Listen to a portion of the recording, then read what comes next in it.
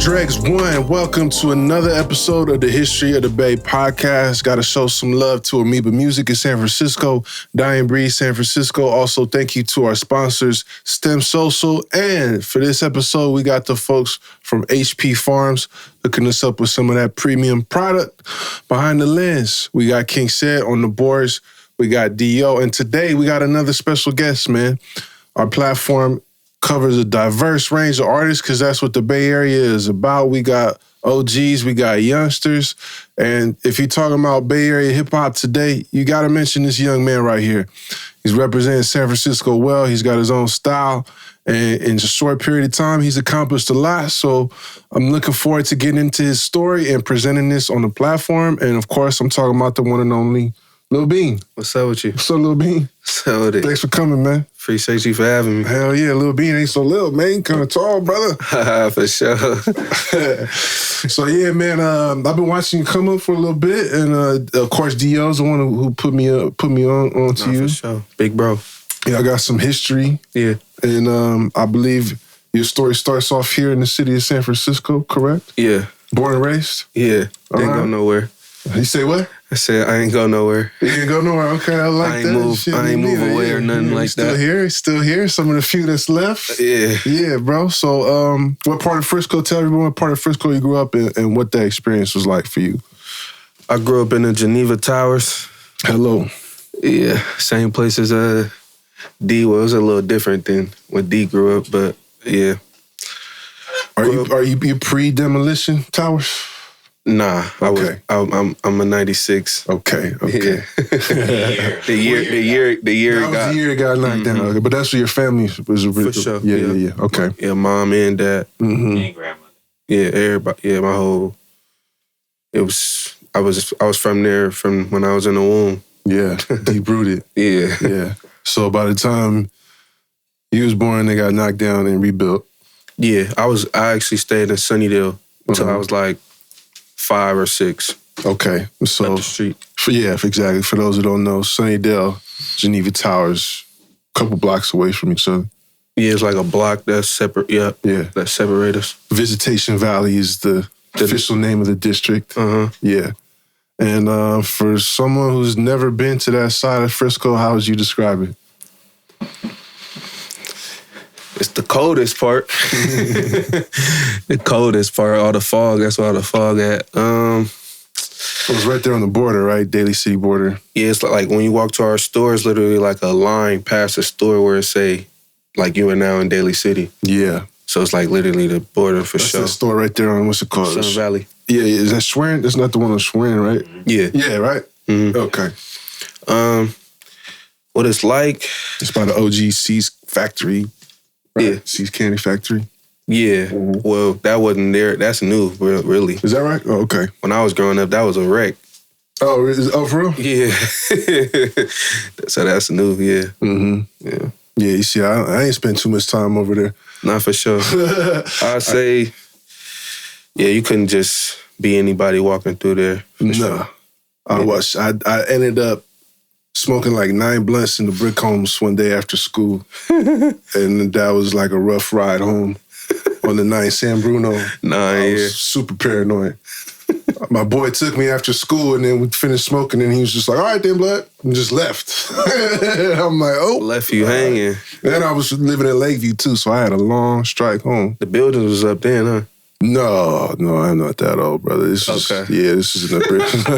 I'm not OG like D.O. Okay. But yeah, man, I fuck with that side of town though. It's got a unique story, and I feel like in the rap scene, only recently people have been hearing about that neighborhood. Yeah, for sure. Like if you look at the older Frisco rappers like Filmo, HP. Yeah, Filmo had all the heavy, like they Messy Marv, exactly. Quinn, yeah. And so from what I understand, so your Lil Bean and your pops was Big Bean. Yeah. Okay. Pops Bner.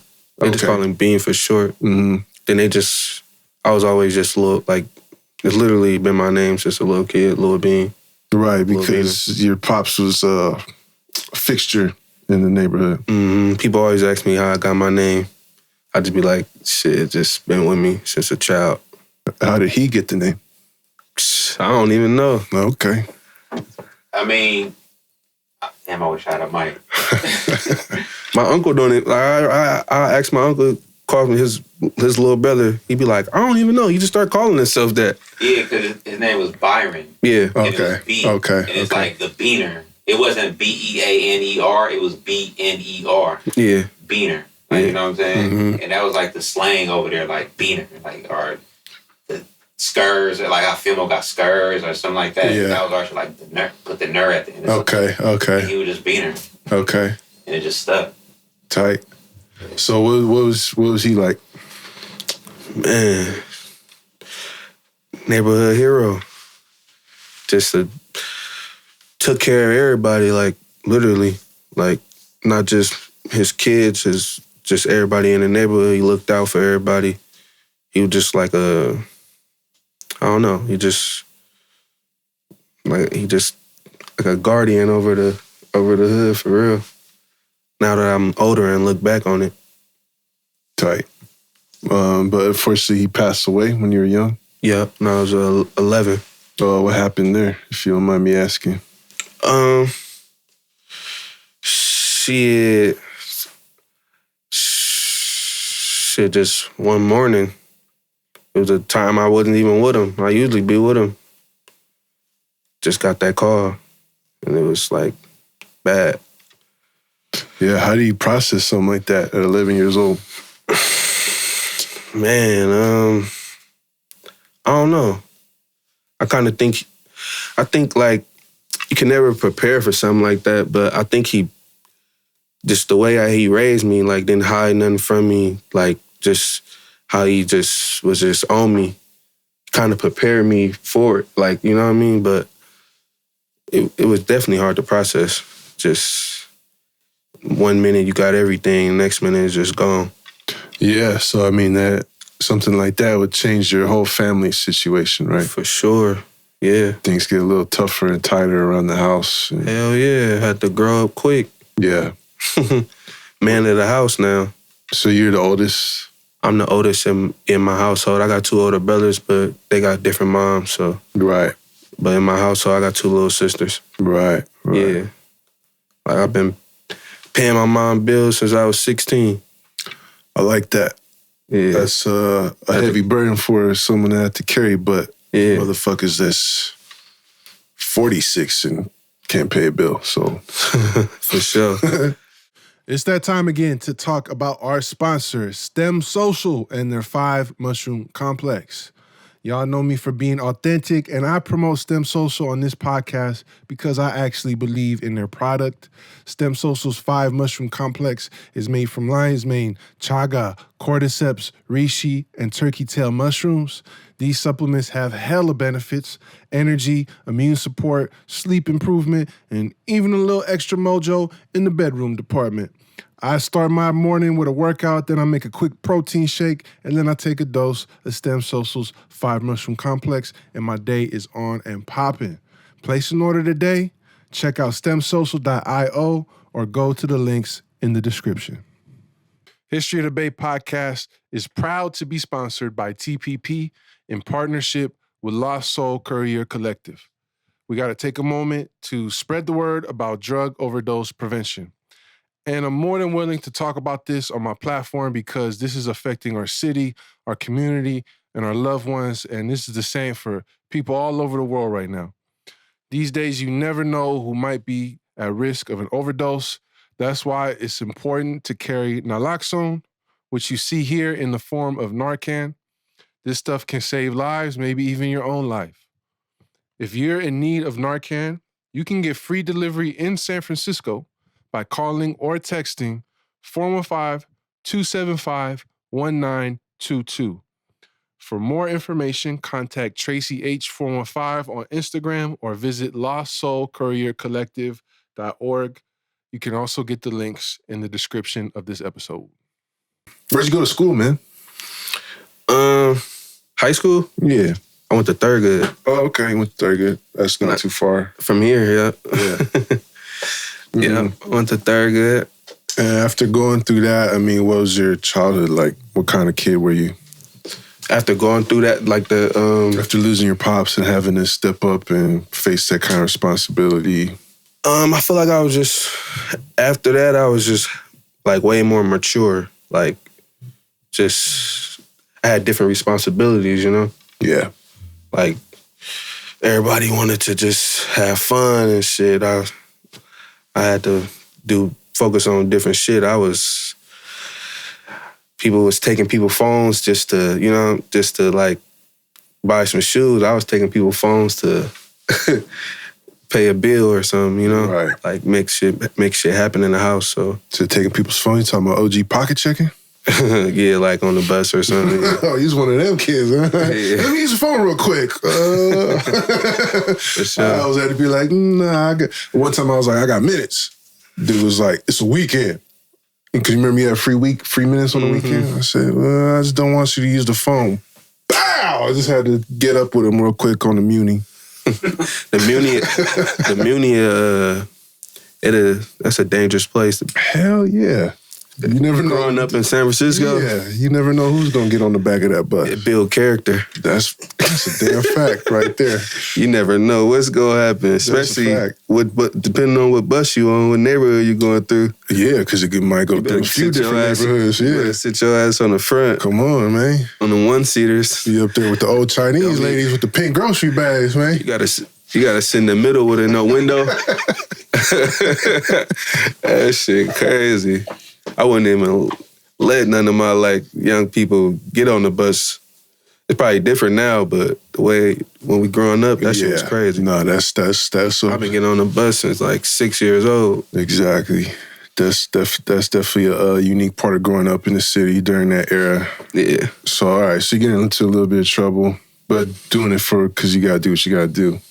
I really ain't got in trouble though. I ain't ever got caught. I don't, you know what I mean? So blessings. Yeah. Well, I understand you're also into hoops. For sure.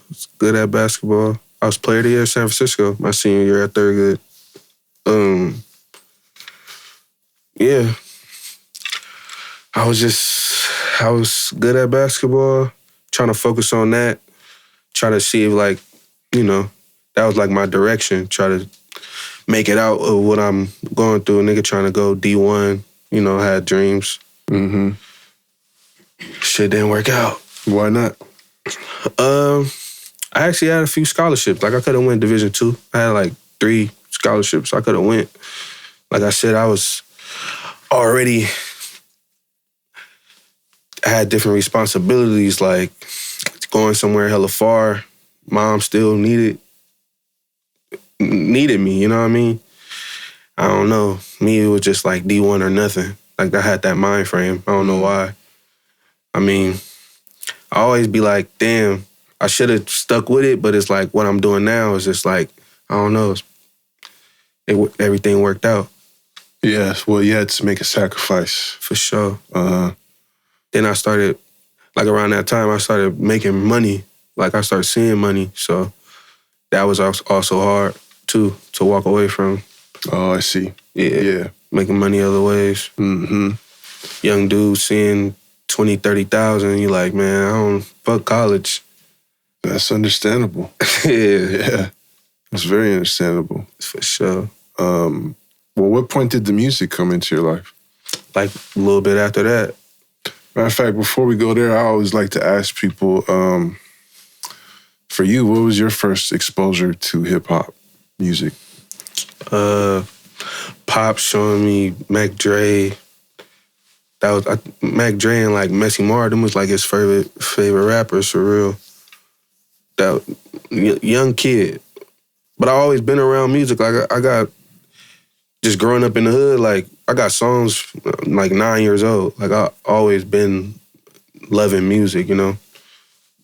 So when I got a little older to where I can find music on my own instead of like getting in the car, somebody else playing the music. Probably like middle school, you know, Lil Wayne days. Lil Wayne had a big run. Then I was a Meek fan, heavy in high school. Yeah. So the hot artists that were out at that time. You were tuning into that. Mm-hmm. Where you had introduction to Bay Area music through your pops. For sure. Messy Marv was like that's still one like my top 5 favorite rapper ever. Yeah, shout out to Mess. I believe he shouted you out in our interview. I don't know if you caught that. For real, I ain't catch that. Yeah. Shout out Mess, man. Yeah, you gotta work. He didn't say your name directly, but he was like, them young boys from the Towers. For sure, that's what's up. All right, and then so when you started rapping after, well, you said you were making music early, but there's a point where it became serious for you? Yeah, I actually made like, I came here, made my first song. My OG Tone brought me here. OG Tone brought me here. He like, man, because I was just playing around on like my computer. He was like, I'll take you to a real studio. I'm like, for real? The nigga took me here. I was hella nervous, rapping on a real mic and shit. Crazy. But, yeah. Damn, D.O. D.O. Legendary studio all we my have right like now. The early, whole Nasty campaign. yeah, like Down the Ride, Yeah. Real Nigga Holiday, like songs like that was recorded right in here. Well, I also understand that Remedy played a pretty big role in your For early sure. career. Like when so around that time when I was like, you know, Rim from my hood, he like my cousin. He like, bro, you come record at my house. Like he already had his little emotion going on. Kinda like before I even started rapping, like, feel me? He was already, I think that was like around 2015 or 2016, something around that time. He was like, I started rapping like, when I come here, D, like 2018, yeah. But, yeah, like 2018, I think. Yeah. But I just started going to Rim House and just recording. Yeah. And I already was kind of like, I had a little buzz like here. Like, you know, like I'm already like kind of known in San Francisco. So when I like put out my first song, I kind of had a little buzz. Everybody already know me. Like I was just, I don't know. Rim was just fucking with me. Well, he had some cool shit going on around that time too, right? Yeah, like Don't Love Me was out. And before that too, wasn't he running around with Roach Gigs? And so I wasn't around during that though. Yeah. That's when, I wasn't. He has a pretty big foundation For sure. in the city. Yeah, Shout out to Remedy. Yeah, shout out Rim. So did he kind of lace your boots a little bit? And Hell yeah. give you some game about this music shit? Gave me some game, yup. Hell yeah. Like when I was coming up, that's when he was around with everything for sure. Yeah. We was going to LA's together, just doing everything, running around. Your style is very different from most Bay Area artists, especially if you talk about a guy like Mac Dre, Mess. I mentioned this to T.O., young T.O. from SOBRBE, that I feel like he was slightly before you and some of these other recent artists with the melodic style. Yeah, But now there's a kind of a whole way. I'm gonna say the same thing I said to I'm gonna say the same thing to you that I said to him. I think there's a lot of like biters of you and Lil Pete and Lil Yee, which is cool, but I don't know, man. I just there's a lack of originality right now with some of these artists. Would you agree? And that's not a disrespect or to bust anybody out. No, but, for sure. Yeah. I think so, but it's like that's the like before I even like I don't know. I feel like that's the industry sound too. At the same time, like you know, when I started rapping, it was like YFN Lucci was like the hottest thing, and he was Melody. You know, Yeah. Doug was just like going on his like, so it was like that's all you kind of heard, and it was just like I don't know. It was just like a thing to do. Mm-hmm. Then like before that, it was like then like before, like I was like Rim kind of do that too at the same time. Then like I was around Lil Pete when he first like before I even was rapping. Like you'll see me in his videos. Like you feel me? His sound was like that too. So I guess when I started rapping, it was just that's just how I came out. That's just what I saw. You know what I mean? Yeah, that makes sense. Type shit. No, I agree. But I've seen some little kids on like Dizzler or NorCal Next Up, and I'm like, bro, for sure. Lil Bean already made that song, bro. Like, chill out. Nah, for sure. I mean, that's a good thing, though. Yeah, no, absolutely. we doing something right. Absolutely, and I think when I first started hearing some of y'all, like especially from Frisco, Pete, Yee, and yourself, I'm like, this is dope because, like you said, it's, the mainstream is kind of going in that direction. So it made me start thinking, like, all right, now we got some artists from Frisco that could actually it's like we in the mix with some of these other artists in other regions. It's like we got the melodic sound on our mob type beats. Yeah. You know what I mean? Yeah. Then when you go back, like the Jackal was even like somebody who was doing it like that. Yeah. Yeah, we mentioned that with Young T.O. We mentioned that with Jay Stalin too. Yeah. I think Jacka and Hustler were like a good 10 years ahead of everybody else with that kind of style. Like my favorite CD was the Explosive Mode. What was that? 3? The Mob Gets Explosive. Explosive Mode 3. I still put that on to this day. Hell yeah. Like, you know what I mean? So yeah. That's what's up. Well, I think he first started getting some attention through the Nasty Campaign album. Yep, 2019. Really, with me, I was kind of putting out little singles and stuff. It was, getting a little buzz. But then when Zay came home, I remember, I don't think we made Side of Me here. We made Side of Me at Rim House. But that song really was the, like, okay, they here type, you know what I mean? And I think that came out the end of 2018. And then that's when I was like, man, I could, like, everybody at, like, Rim, I just started seeing, like, damn, I could take it serious and make money off of it. Like, I'm good friends with Pete, so I was like, that's bro. I was seeing how his success was. I was like, man, I could do this shit too. So you would say that ZayBang coming out around the same time as you also really helped push your career forward? For sure, hell yeah. And y'all grew up together? Grew up together from the same neighborhood, yeah. That's brother. Mm-hmm. Hell yeah, we pushed each other. Yeah. Like through the, you know what I mean? Like I was already rapping.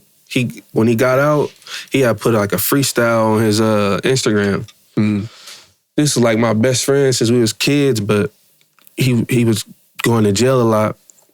So when I seen him on Instagram, I'm like, damn, you want to go record that? He like, for real? I'm like, yeah, I brought him right here. He recorded them songs right here in D.O. studio. I'm like, and I was telling him right here, D.O. is here. I'm like, bruh, if you want to rap, like whenever I got studio time, nigga, I'm going to pay for it. You got a song written, come pull up. Like, let's go crazy. That's cool. That's a dope story. Yeah. Yeah, it's interesting just seeing your success from a distance because I'm a little older than you, and my era and D.O.'s era was more about like industry promotion.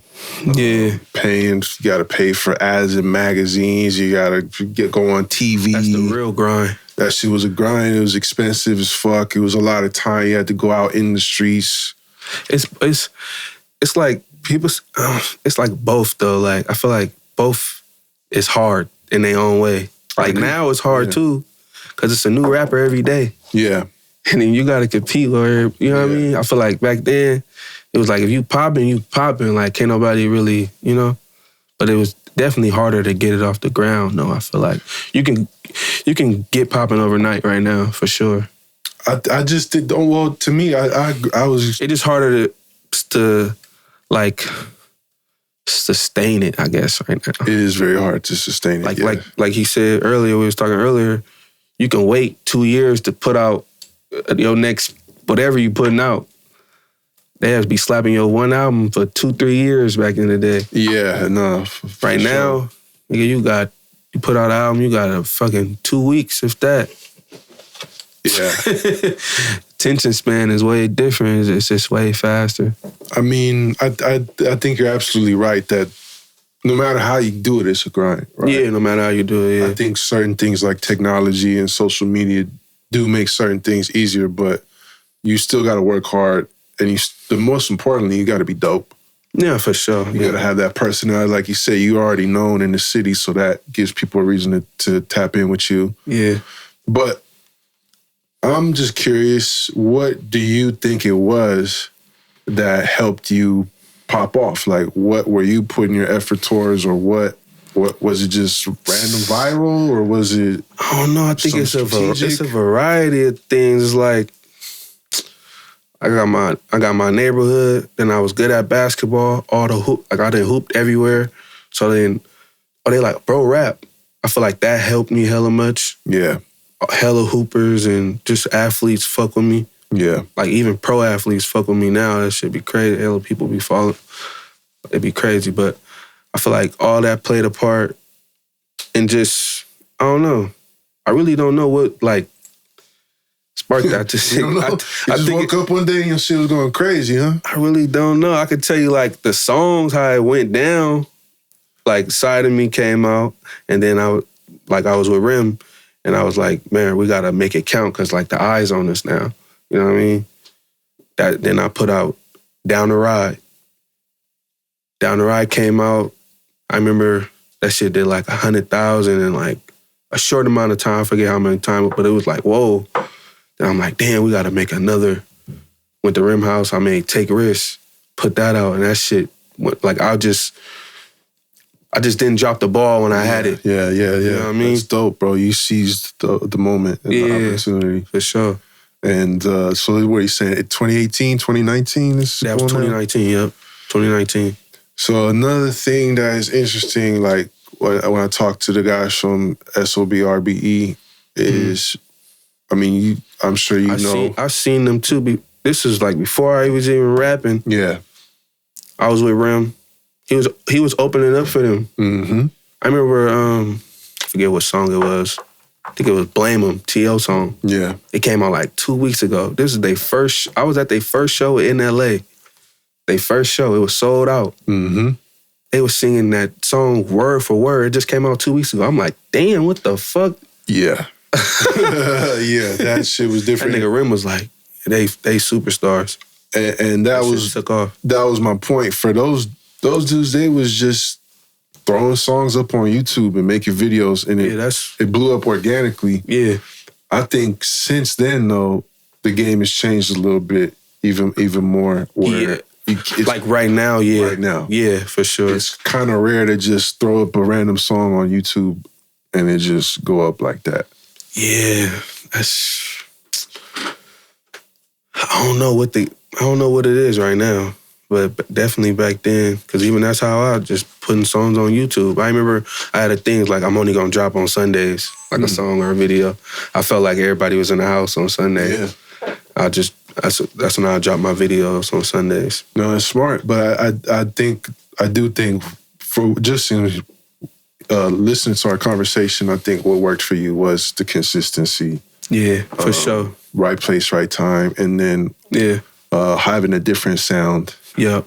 And then I think also another thing that people appreciate about your music, like your music is pretty serious. Like it's pretty, it sounds very true to your experiences. Yeah. You don't sound like the type of guy to be talking about sliding on someone just to like make it sound cool. Nah, or shit that goes on in the streets just to like project the image. I think people are interested in your story and appreciate how honest you are about some of the shit that you've been through.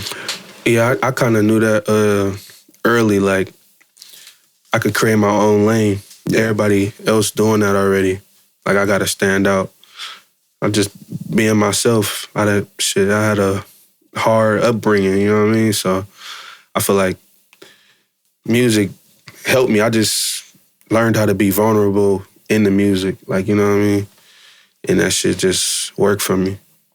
Yeah, and I'm sure now that you've had some success, people don't realize that comes with other struggles and challenges that you can speak about. For sure. Yeah. Yeah. All type of shit. Shit you ain't think about. Yeah, be careful what you wish for, kids. Nah, for sure. I mean, it come with it though. Like, absolutely. I feel like we blessed. You know what I mean? So it's gonna come with something. Like, something gotta come with it. It ain't just gonna all be good. Life wouldn't be life if it was just everything just good. Even the richest people got problems. Absolutely, bro. Well said. I mean, but I think with this music shit, you see a lot of people crash and burn. Mm-hmm. And egos and too big-headed. All that. It's hard to stay grounded, bro. Yes. I done seen it. Yeah. And this few little years I done seen niggas come and go. Oh yeah. I see it every week on this podcast. I done seen niggas come and go. You gotta just stay grounded. Keep like people around you who can, I wouldn't say just, who could check you. Mm-hmm. Like, who could tell you when you like, nah, that ain't it. Yeah. Or like, you're gonna make mistakes, of course, but you need people around you to not let you crash out. You really do. I think also too, like, that's the biggest thing, for real. Like, your music is street oriented, but you're not out here. Like, what I appreciate about you is, like, I can tell just like you're not glorifying anything. You've already experienced some of that shit, so it's not like now that you're rapping, you feel like you have to do certain things to live up to that image. That's the sense I get from you. Yeah, I grew up fast, bro. Everything was exposed to me so early, so none that stuff I don't got nothing to prove to nobody, you know what I mean? Yeah, I like that. I've been in that shit since birth. I'm trying to get away from that shit. That part. That part. Yeah. Well, not too long after things started picking up, you got that call from Empire, huh? Yep. It was crazy. Me and Rim, we was deciding because Thizzler was trying to come at me heavy too at that time. Thizzler, huh? Yeah, this before like they even was signing artists. We was just, trying to figure out which one to go with. Ended up fucking with Empire. And at that same time, I remember we brought Zay with us. Mm-hmm. And then it was like the same thing. Like literally 1 week I was in a meeting with both of them, with Thizzler. And then Empire, actually Zay came with me to my first meeting with Empire. He was signed to Thizzler at the time, though. Nah, before. It was before he was signed to them. Like, I remember Nima offered him, remember we showed Nima Zay first song, like No Relations came out. It was like 100,000 in a month. Nima was like, oh shit, who's like, I'm like, he kind of offered him the same thing on the spot that Thizzler offered him. But then Zay went with Thizzler because he felt like they was gonna be more like hands-on, which was true. That shit ended up working. Zay was like the first artist that they signed and like gave money to. Now they label, like, you know, they doing their thing now. But Zay definitely, like, I think he was the first one. And what was your experience like with when you came on board with Empire? Do you feel like that helped turn you up even more? For sure, it made me look like, it gave me that that stamp. Yeah. You know what I mean? It gave me that stamp. Yeah. And it made me focus more too. Like, damn, it felt like it was not like a job, but it was like I had to deliver. You're a professional now. Yeah. Mm-hmm. It's like I'm really an artist now. You know, back then niggas used to get mad like, oh, you a rapper. Like if a nigga call you a rapper, that's like disrespect. Like, yeah. You know what I mean? Struggle rapper. Yeah, like, nah, I ain't no rapper, bro. I'm in the streets like you. Mm-hmm. But when it was around that time, it was like, man, this shit making us money. Hell yeah. And there was There's a nice roster of San Francisco artists that came on Empire, as it should be. It's a San Francisco-based label. Yeah, for sure. Shout out Gazi. He from San Francisco. He want to look out for San Francisco artists. And y'all did the Fo15 album. Yep. Produced by Zaytoven. Yep. How was that? What'd you think of doing that? Coming together with all those different artists and on them Zaytoven beats. Really, it was just cause I already know all the artists that we was, like I had, this one, Zay wasn't even on Empire yet. Gazi had to like call me like, can you ask Zay to be a part of it? I was like, yeah, that's, like, feel me? That's easy. And that's what kind of got Zay over to Empire. But it was easy working with, like, I already knew Yee, Prezi, I already knew all, like, Llama Llama. We know each other. We from San Francisco. Mm-hmm. But working with Zaytoven was like, I was nervous because I'm like, damn, this nigga work with Future. Like, this the guy right here. He was pulling up beats. He was like, he said something, I forgot what he said. He said, we was like, can you cook something up? We wanted to see him work. Like, this is Zaytoven. We wanted to see him. He like, man, whatever I pull up, y'all gotta get on it. Like, when Future come in here, he gonna rap on whatever I play.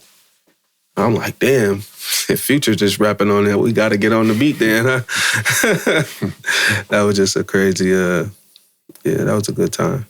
Yeah, man, I mean, that's an experienced producer. He knows what it takes to put out some quality music. Yeah. Speaking of producers, who are some of your favorite producers to work with? Shit, right now, my boy Easy, Drez, Julian Cannon, DTB always, Remedy always, Eli. Shout out B and Mir, some young dudes. They from out here too. They from the city. Mm-hmm. They going crazy right now. I'm missing somebody. Shout out, Brutal Money. He hard. Me and Yee just dropped a song on his beat. He hard. I got a few beats on it, a few songs on his beats too. Yeah. Tight. You got a few joints from my boy Adeyemi too. Adeyemi. Yeah. That's my boy. Shout out to Adeyemi. Swerving. I used to pull up to, I don't even know how I found him. Oh, how the fuck did we find Adeyemi? We started pulling up to his house and recording. Yeah. I don't even remember how we found bro. I remember when he made Swerve and Rim was like, what the fuck? I didn't even think nothing of it. I had an open verse on it. I made it and I just played it for Rim and Zay at Rim House. They like, when you make this? I'm like, bro, I was just at Adeyemi house. Like, I made like 3 songs. I'm thinking one of the other songs I made was the one. They like, nah, this is it. It almost didn't even make my project. Jay jumped on there. He like, bro, I'm getting on this. Mm-hmm. I think we swapped out a few songs to put that song and another song on my project, and that's crazy how that happened because that's one of my biggest songs. Yeah, shout out to my dog Adeyemi, man. Yeah, shout out my boy. Speaking of San Francisco artists too, you got a chance to go on tour with 24kGoldn. Yeah, shout out, bro. What was that experience like? Shit, like learning how to be a professional, learning how to fucking perform. Then I was on my own. I brought DJ Millions with me, cameraman Matt, my brother Lil drove us, and then AJ came. I paid for. I lost hella money, but it was a good experience. I paid for all our flights and shit. We was in a fucking rental, driving to every fucking city. That shit was fun though. They taught me how to really like perform stage presence because like they didn't know who I was, so I had to put on a show. Like, you know, had to really perform. Yeah. Try to make them remember me. That's kind of becoming a lost art these days. Yeah, especially out here. I wouldn't say that. Niggas don't know how to perform. That's real talk. I wanna do a fucking live show for real. that's my next, like, that's what I'm working on, trying to rehearse with a band and everything. There you go. Because I've been doing live sessions. I'm getting better and better at it. For me, it was just remembering the fucking words because I don't write nothing down. So I would forget. Yeah. I got to listen to the song. Like, when I make a song, I got to listen to it and learn it like somebody listening to it because it just come out. It just come out.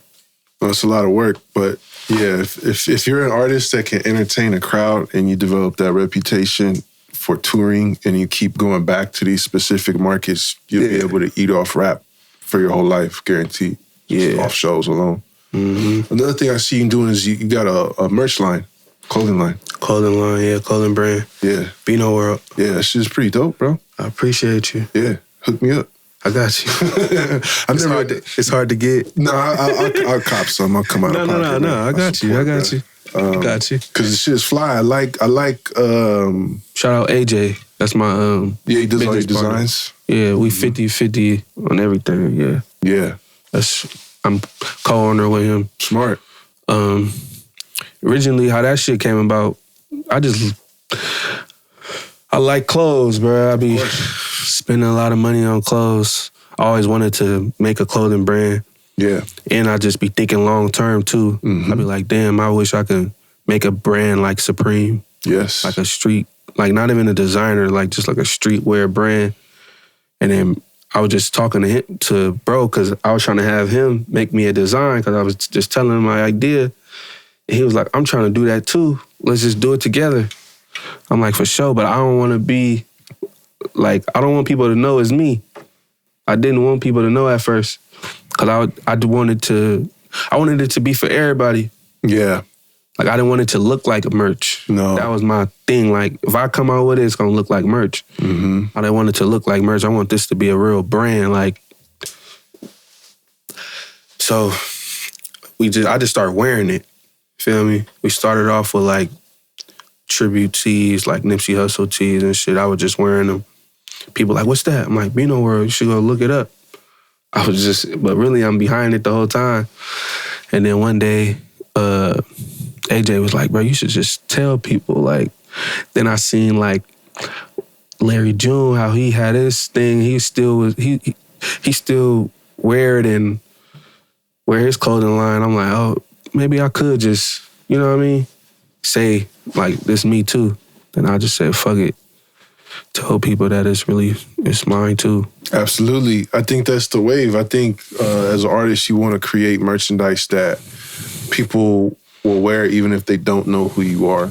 Yeah. Because it looks dope. For sure. And it's pretty cool when you partner with somebody who can actually design and has that kind of idea. We got the same taste. Yeah. Same, like, vision, for real. Yeah. That's my brother. No, I've seen some of your pieces. Like, I see, like, some of them Giants hats that you was flipping. Yeah, them was going, like, we'd get 100 of them, literally drop them at 10 a.m. That should be sold out by 5 o'clock. We like, what the fuck? I love it. That's what's up. Yeah. That shit was crazy. Do you see that going in the future, like expanding and even more? Yeah, we working on. We trying to get because as of right now, we don't just got hella shit somewhere. Like, we only make what people buy, like pre-orders, so we don't lose money. Yeah, and that's smart. That's the way to do it. Yeah, and keep your shit limited and kind of exclusive. Exactly. So, but we trying to working on getting like a little spot to where we printed up the stuff ourselves because we be running around hella places trying to get shit printed up and shit. So we trying to find a little location where we can have everything in one spot and really grow it and really like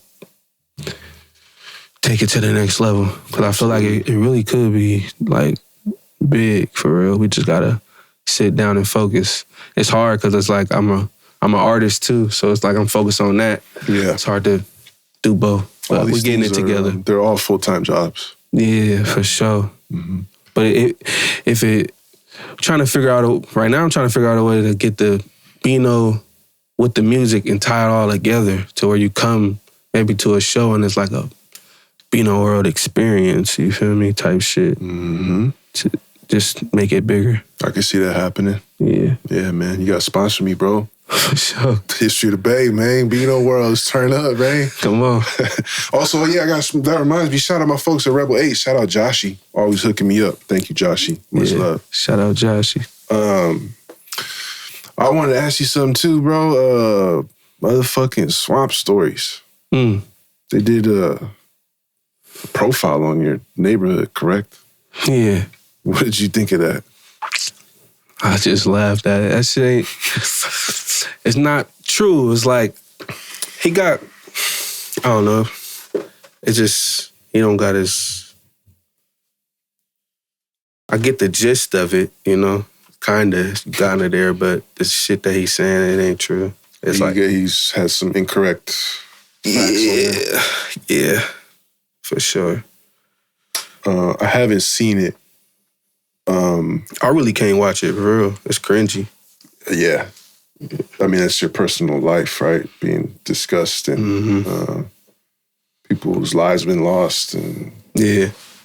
I think the only time I saw it, I came in here one day and D.O. was watching it and yelling at the screen because of how wrong it was. Because he from our neighborhood, so he know, like, what the... like, y'all giving people credit that ain't even... shit crazy. What do you think of that, man? There's a whole culture on the internet of exposing or profiling personal lives of people in the street and in the hip-hop world. It's bad because it's like, this really our life. Like, that shit get played in my niggas' court. Like, you know what I mean? Like, shit like that. Like, shit that's serious, you know? That's why I just don't like the internet, especially when you, man, that shit. I mean, it bring traction though. It bring traction. That's what people want to see. For sure. But when you in it, it's like, man, that shit the worst shit. That shit can hurt you. I tend to agree. I've seen so much violence in my community that I don't look at that type of content as entertainment. Yeah. Especially when it's discussing people I may know or know of. Not to knock dude for creating and doing his thing, because from what I do understand, his stuff shit, everybody got to hustle. So yeah, and his stuff is well put together in terms of presentation and stuff. Do your shit, man. I can't knock you. Yeah. I was just curious, because I don't know how I would feel if I logged on YouTube one day and saw all my business out there like that. Yeah. I mean, it's what we signed up for. We artists. That's true. That's true. But there's just some new shit, though. For sure. Definitely some new shit. And also me, myself, just like I said, having my background, even with the content I do, I try to be very careful when it comes to like street shit, people who have lost their lives. And that shit can get people hurt. Yeah, exactly. Playing a dangerous game. If you're willing to do it, though, hey. Yeah. I notice most of those dudes doing it don't put their face out there, too. So, man. Yeah. Because they know it's dangerous. Yeah. Well, that's what's up, man. What do you think, now that you've been in the game good 5 years or so? Yeah. 4, 5, yeah. I also get this sense. Man, that's make it seem like it's, hell yeah. You put some years in already, yeah. Crazy. Still young, though. Yeah. Still got time. I think also another thing is I've seen a lot of younger rappers in the Bay get to a certain point where they get maybe some local internet buzz or some YouTube views or a couple streams, maybe a deal, distribution deal, and then they get pretty comfortable with that. Yeah, because, I mean, I understand how they get comfortable. It's hard to take that leap. Like, when you reach to a certain place in the Bay, it just, I don't know what it is, bruh. I don't know what it is to reach a different audience. It's like we're just making music for our people. Well, it's hard to expand, you know? I mean, well, you strike me as someone who doesn't seem comfortable with that. Nah, hell nah. And like I said, your music, the sound of it, seems like it has a wider reach than just the Bay. Nah, for sure. So what are your plans as an artist to grow and develop and kind of and take it further? Shit, just keep working and try to make the uncomfortable comfortable a little more. Still stay me, but I gotta get out of my comfort zone a little bit.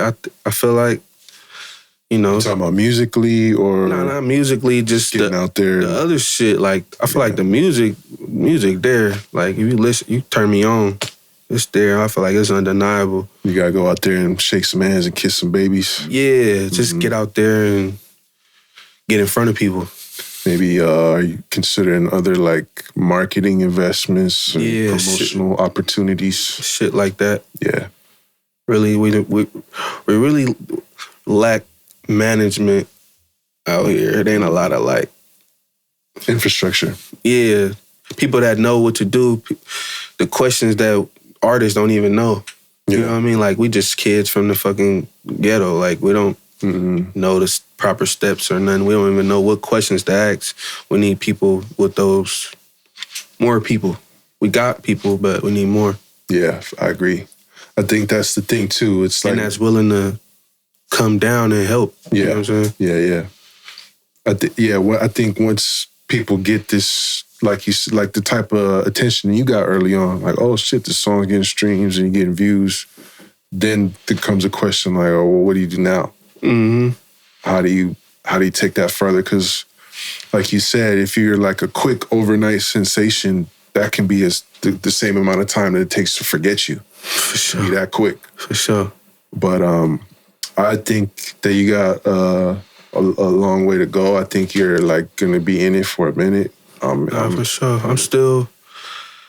I feel like I still get better. Exactly. I be like, damn, what the fuck? I be like, it's crazy. My cousin, he was alive, he'd be like, man, I thought you was gonna run out of shit to say by now. Like, I was rolling. I'm like, man, I don't know. I'm gonna be here for a minute though. Just keep working, keep experiencing life. Oh yeah, apparently you got something to say because you got a new album about to drop. For sure. Let's get out your comfort zone, man. Promote that real quick. Back to the basics too. Actually come out May 10th. That's Cuz B-Day. And that's gonna be the week that this interview drops, I believe. Perfect timing. Okay, what can they expect on this project? Shit, back to the basics. More like, kind of like that old sound, like when I first came out, like that, you know, what people fell in love with me for, you know. Kind of got back to the roots, working more with the same producers I was working with early on. So I got that sound. See, that's when you know you're starting to get to young OG status, when you gotta go back to the sound. The old sound that was 5 years ago. It's still, I mean, I feel like I'm still the same sound. I just, you know, what's that word I'm looking for? I don't know, I just grew up. I'm more mature. There you go. You know? But it's still that same sound. It's got that same hunger. When you hear it, people know what I'm talking about.